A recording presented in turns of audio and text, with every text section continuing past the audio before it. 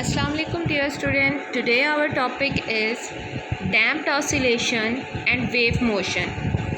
So without wasting our time, we are gonna start our topic. First of all damped oscillation. सबसे पहले तो आपको damped का पता होना चाहिए कि डैम्प्ड का मतलब होता क्या है। इसका मतलब होता है किसी चीज़ को रिड्यूस करना, किसी भी फोर्स की रिडक्शन कहलाता है डैम्प्ड ऑसिलेशन। तो ठीक है, damped means reduction of a force. जैसे फ्रिक्शनल फोर्स होती है, फोर्स ऑफ फ्रिक्शन होती है, वो क्या करती है, किसी भी मूवमेंट को जो है वो रोकती है। उसी तरह से डैम्प्ड का मतलब भी क्या होता है, किसी फोर्स को रोकना, किसी फोर्स के अगेंस्ट वर्क करना। The oscillation of a system in the presence of some resistive force are called damped oscillation। ऐसी oscillations, ऐसी movement जो कि किसी resistive force यानी कि कोई उसके ऊपर force act कर रही है, उस force के होते हुए भी वो movement continue रखे, तो वो force movement जो है वो कहलाती हैं damped oscillation। ठीक है जी, नेक्स्ट मूव करते हैं। यहाँ पे आपके पास एक डायग्राम शो हो रही है। ये क्या है कि सपोज़ करें कि आपका ये एक एम्पलीट्यूड सिग्नल है, जो एक कोई भी सिग्नल सा है। ये क्या कर रहा है जी, यहाँ पर आप इस एरिया में देखेंगे कि बहुत ज़्यादा जो है वो साउंड है। आहिस्ता आहिस्ता वो क्या होती गई है, ये वेव कम होती गई है, रिड्यूस होती गई है, रिडक्शन होती गई है। और यहाँ पे क्या होना स्टार्ट हो गई है, लाइट डैम्पिंग होना स्टार्ट हो गई है। और यहाँ पे जो है वो साउंड बिल्कुल ही मध्यम हो गए, यानी कि यहाँ पर जो है वो स्ट्रॉन्ग डैम्पिंग हुई है। ठीक है जी, तो इसको कहते हैं हम, ये क्या है हमारी damped oscillations। Next okay, friction. अब हम डैम्प्ड ऑसिलेशन को थोड़ा सा ब्रीफ पढ़ लेते हैं। मैंने अभी पहले भी आपसे जिक्र किया है कि डैम्प्ड ऑसिलेशन जो होती हैं वो क्या कहलाती हैं, कि these are frictional forces. Basically ऐसी रेजिस्टिव फोर्सेस के अंडर काम करना। तो फ्रिक्शन क्या होती है, ऐसी फोर्स जो कि किसी भी मोशन को रेजिस्ट करती है, वो क्या कहलाती है, आपकी फ्रिक्शन कहलाती है। अच्छा जी, the system as time passes the motion is set to be damped. आप एक काम करें, आप एक कोई भी आप ग्लास ले लें, सिंपल सी बात है, ग्लास लें, ग्लास के साथ पेंसिल को स्ट्राइक करें। आप देखेंगे जब आपने पेंसिल स्ट्राइक की है उस वक्त उसकी स्ट्रॉन्ग साउंड आई है, आपको बहुत ज़्यादा शोर फील हुआ है। लेकिन वक्त के साथ साथ जो है वो क्या हो गया, उसकी आवाज़ जो है वो कम होना स्टार्ट होगी। क्यों? क्योंकि ये होता है तमाम आपके आसपास के इर्द गिर्द, यानी कि वहाँ पे एयर मौजूद है, वहाँ पे और भी बहुत सी एक्सटर्नल फोर्सेस मौजूद हैं जो कि उस आवाज़ को जो है वो क्या कर रही हैं, कम कर रही हैं। इसीलिए आपको वक्त के साथ साथ जो है वो आवाज़ भी क्या आनी स्टार्ट हो जाती है, कम आनी स्टार्ट हो जाती है। This damping progressively reduces the amplitude of the vibration. Amplitude क्या होता है, एम्पलीट्यूड होता है maximum distance of what, of vibration. एक वाइब्रेशन जो है वो मैंने अभी आपको क्या बताया था पिछले लेक्चर में, कि एक वाइब्रेशन जो होती है वो पूरा एक राउंड ट्रिप होती है। यानी कि एक पॉइंट से एक ऑब्जेक्ट स्टार्ट हो रहा है, वो दूसरे पॉइंट तक गया, फिर दोबारा से वो वापस अपने ही पॉइंट पे आया है, तो ये राउंड ट्रिप जो कहलाता है वो कहलाता है आपका वाइब्रेशन। वो कहते हैं इन वाइब्रेशन के जो एम्पलीट्यूड को जो है वो क्या करती है, डैम्पिंग क्या कर देती है, रिड्यूस कर देती है, कम कर देती है। ठीक है, जैसे कि इस फिगर में आपको दिखाया गया है कि पहले जो है वो साउंड बहुत ज़्यादा थी, आहिस्ता आहिस्ता आहिस्ता आहिस्ता क्या हो गई, साउंड रिड्यूस होकर कम हो गई। ठीक है जी,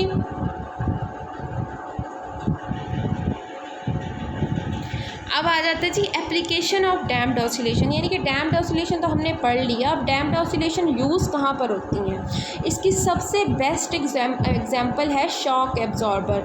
बॉयज़ को तो ये बहुत अच्छी तरह से पता होगा कि शॉक एब्जॉर्बर बेसिकली कहाँ पर होता है। शॉक एब्जॉर्बर को हम डिस्कस कर लेते हैं। ये शॉक एब्जॉर्बर की एक आपके सामने डायग्राम शो हो रही है। ये होता है इसका अपर कनेक्टिंग सिस्टम जो कार या गाड़ी किसी के साथ भी लगा हुआ होता है। और ये क्या होता है आपका लोअर कनेक्टिंग सिस्टम। ये इसमें पिस्टन होता है। पिस्टन क्या होता है, पिस्टन एक होलो सिलेंडर होता है, अंदर से खाली होता है, उसके अंदर कोई भी ऑयल या ग्रीस उसके भरी जाती है और उसके ऊपर एक ढक्कन सा लगाया जाता है जो कि अंदर उसके मूव करता है। ये क्या है, ऊपर वाला पिस्टन रॉड है, ये पिस्टन रिंग है, ये सिलेंड्रिकल अपर ट्यूब है, ये ब्लू पोर्शन वाली जो है। फिर उसके बाद जी वो कहते हैं कि आपके पास ये पिस्टन का वॉल्व है। वॉल्व क्या होता है, वो एक बंद और ओपनिंग कह सकते हैं आप लोग इसे, ठीक है। ये एक डस्ट कवर है इसके ऊपर लगा हुआ, ये ऑयल है, ठीक है, ऑयल सील, ठीक है जी। ये आपका एक शॉक एब्जॉर्बर की जो है वो क्या है आपके पास डायग्राम है। अब हम इसको स्टडी कर लेते हैं कि शॉक एब्जॉर्बर काम कैसे करता है। A shock absorber consists of a piston moving through a liquid such as oil। सही है जी। वो कहते हैं एक शॉक एब्जॉर्बर के पास एक पिस्टन होता है जो कि एक ऑयल के थ्रू मूव कर रहा होता है। The upper part of the shock absorber is firmly attach to the body of the car. इस पार्ट की बात करें, ये जो अपर कनेक्टिंग है ये क्या होता है, वो कहते हैं वो कार के साथ अटैच्ड होती है। When the car travel over a bump, किसी भी जंप पर जब कार ट्रैवल करती है, द कार में वाइब्रेट वायलेंटली। हम सब ने ये जंपिंग जो है वो फेस की हुई है और अल्हम्दुलिल्लाह हम जिस जगह पे रहते हैं हमारे आसपास क्या होता है कि कुछ बहुत सारी जगह ऐसी हैं जहाँ पे रोड जो है वो क्या होते हैं कि वो सही तरह से बने नहीं हुए होते, वेल प्रिपेयर्ड नहीं होते, उनके ऊपर काफ़ी बम्प्स एंड पिट्स होती हैं। तो क्या करते हैं कि जब हम उस पर ड्राइव कर रहे होते हैं तो कार हमारी क्या करती है, अच्छी खासी वाइब्रेशन फेस करती है। लेकिन वो कार बेचारी तो बहुत अच्छी खासी वाइब्रेशन फील कर रही होती है, बट हम तक जो वाइब्रेशन पहुँच रही होती है वो बहुत ही लाइट और स्लाइड होती है, ठीक है। वो होता क्यों, किस वजह से होता है, वो just because of this shock absorber. The shock absorber damp these vibration. वो क्या कर देते हैं, इन वाइब्रेशन को कम कर देता है और कन्वर्ट कर देता है इसको हीट एनर्जी में, ठीक है, heat energy of the oil. अच्छा जी, अब हम क्या करते हैं, अपना वेव मोशन डिस्कस कर लेते हैं। वेव यानी कि वेव की मूवमेंट डिस्कस कर लेते हैं। यहाँ पर कुछ एग्जांपल्स हैं जो मैं आपको शो करने लगी हूँ। सबसे पहली एक्टिविटी हम देखेंगे, ये आपकी बुक में भी शामिल है। तो हम क्या करते हैं, एक वाटर टैंक जो है वो भर लेते हैं, पानी का टैंक, उसके अंदर अपनी एक पेंसिल डिप करते हैं उसके एक साइड पर। पहले तो वाटर क्या था, स्टिल था, ठीक है। जैसे आपने पेंसिल डिप की तो ये आसपास उसकी क्या होनी शुरू हो गई, ये आसपास क्या होना स्टार्ट हो गई, उसकी वेव्स प्रोड्यूस होना स्टार्ट हो गई। यहाँ पर आपने उसके दूसरे एंड पर एक कॉर्क रख दिया, किसी भी चीज़ के ढक्कन को रख दिया है। अब जैसे जैसे ये वेव्स प्रोड्यूस होंगी वैसे वैसे क्या होगा, ये जाके कॉर्क को स्ट्राइक करेंगी और कॉर्क क्या करना स्टार्ट कर देगा, अपनी पोजीशन पर ही वाइब्रेट करना स्टार्ट कर देगा, ठीक है। अब हम इस एक्टिविटी को जो है वो पढ़ लेते हैं ताकि हमें मज़ीद इसके पॉइंट्स जो हैं वो क्लियर हो जाएँ। अच्छा जी, वो कहते हैं dip the one end of a pencil into a tub the end move it up and down vertically. हमने एक टब भरना है, उसके अंदर पेंसिल को डिप करना है और अप एंड डाउन जो है वो वर्टिकली मूव करते रहना है, जैसे कि आपको यहाँ पर शो हो रहा है कुछ इस तरह से, ठीक है जी। ओके, फिर when the wave the disturbance in the form of ripples produce water waves which move away from the source. वो कहते हैं यहाँ पर जो डिस्टर्बेंस प्रोड्यूस होगी इस एरिया पर, वो क्या करेंगे, इस एरिया पर डिस्टर्बेंस प्रोड्यूस होगी और वहाँ पे वाटर वेव्स जनरेट होंगी, रिपल्स जनरेट होंगी। ये जो सेमी सर्कुलर वेव नज़र आ रही हैं ये जनरेट होंगी और ये मूव करना स्टार्ट कर देंगी सोर्स से। सोर्स क्या होती है, जिस चीज़ को आप स्ट्राइक कर रहे होते हो उस सोर्स से ये क्या करना स्टार्ट करती हैं, अलग की तरफ मूव करना स्टार्ट कर देंगी। फिर when the wave reaches a small piece of cork floating near the disturbance, it moves up and down about its original position while the wave will travel outward। वो कहते हैं कि जैसे ही वो मूव करता करता इस कॉर्क तक पहुंचेगा तो कॉर्क भी क्या करना स्टार्ट करेगा, अप एंड डाउन मूव करना स्टार्ट कर देगा और क्या करेगा, अपनी ही जगह से जो है वो डिस्प्लेस हो जाएगा। The net displacement of the cork is zero, क्योंकि जितना वो अप जा रहा है उतना डाउन जा रहा है, तो जो उसकी मूवमेंट है वो वहीं की वहीं वाइब्रेट हो रही है। The cork repeat it's vibratory motion about the main position. जब हमने सिंपल हार्मोनिक मोशन पढ़ा था तो हमने बात ही यही पहले की थी कि सिंपल हार्मोनिक मोशन जो होता है वो हमेशा अपने मेन पोजीशन के इर्द गिर्द ही होता है। अब हम इसकी एक्टिविटी नंबर 2 स्टडी कर लेते हैं, ये भी आपकी बुक में मेंशन है। अच्छा जी, इसमें क्या होता है जी, ये देखें आपके पास एक जो है इमेज शो हो रही है, इसको थोड़ा सा जूम कर लेते हैं। एक इमेज शो हो रही है, वो कहते हैं सपोज करें एक रोप को आपने एक तरफ से हाथ से पकड़ा हुआ है, दूसरी तरफ से आपने टाई किया हुआ है। उस रोप को आप थोड़ा सा एक स्मॉल सा जर्क प्रोड्यूस करते हो। सपोज करते हैं यहाँ पे एक पॉइंट मार्क कर लेते हैं पी। जब आप उसे जर्क प्रोड्यूस करेंगे तो वो क्या करना स्टार्ट करेगा, यहाँ से ट्रैवल होना स्टार्ट कर देगा। ट्रैवल होना स्टार्ट करेगा एक पल्स की फॉर्म में, तो आगे मूव करेगा, आगे जाके एक ट्रफ क्रिएट करेगा। और क्रस्ट क्या होता है जी, क्रस्ट होता है जो वेव का ऊपर वाला पोर्शन होता है, और ट्रफ क्या होता है वेव का डाउन नीचे वाला पोर्शन जो होता है।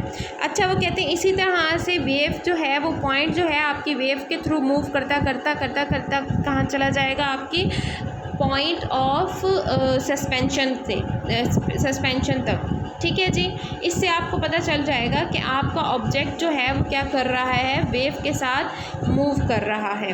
अब इसकी भी एक्टिविटी को हम स्टडी कर लेते हैं। Take a rope and mark a point P on it. Tie on one end of the rope with the support and stretch the rope by holding other end in your hand. Now flipping the rope and down regularly, we will set up a wave in the rope which will travel towards the fixed end. The point P on the rope will start vibrating up and down as the wave passes across it. The motion of the point P will be perpendicular to the direction of the wave. ठीक है, पूरे के पूरे experiment को जो मैंने अभी आपको थोड़ी देर पहले ब्रीफ किया था, उन्होंने क्या किया, इसे इंग्लिश में कन्वर्ट कर बता दिया है। ये कहलाता है हमारा वेव मोशन। अब टाइप्स ऑफ वेव्स हमें पता होनी चाहिए। 2 तरह की, सबसे पहले टाइप्स ऑफ वेव्स को स्टडी करने से पहले तो आपको पता होना चाहिए आपकी वेव होती क्या है। वेव बेसिकली क्या है, एक डिस्टर्बेंस है किसी भी मीडियम में, जो कि क्यों होती है, जब कोई भी पार्टिकल ऑफ द मीडियम जो है वो वाइब्रेटरी मोशन एक्सपीरियंस करता है तो वो क्या करता है, वेव जनरेट करता है। ठीक है जी, सॉरी।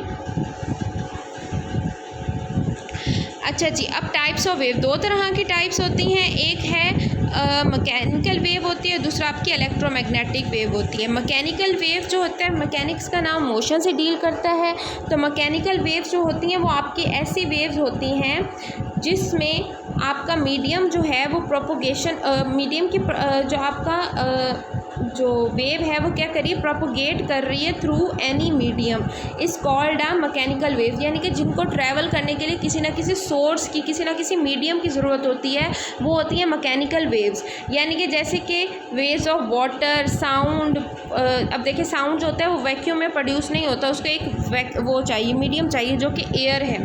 फिर आ जाता है इलेक्ट्रोमैग्नेटिक, ऐसी वेव्स जिनको मीडियम रिक्वायर नहीं होता, वो क्या कहलाती हैं, आपकी इलेक्ट्रोमैग्नेटिक वेव्स कहलाती हैं।